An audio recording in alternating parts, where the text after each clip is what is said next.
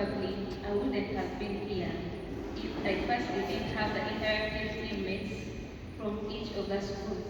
So thank for me the school head teachers or the school administrators that sent the different schools to come to Z's debate competition 2026. Secondly, I would like to thank ZEX for operating such an interactive activity, for we would not be here in the first place carrying out the debates, the speech activities and the poem activities.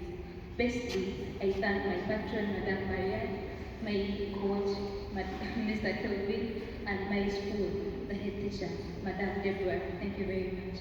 My schoolmates, Patience, Michael, Robert, Trashila, please thank you very much. And bestly, I thank out there my mother where she is, Mr. Sengewali, for she has kept me in school, my father, my grandfather, and anyone from my family.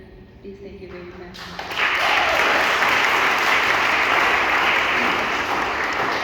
And we can sit now and thank our overall speaker because you deserve and you have been chosen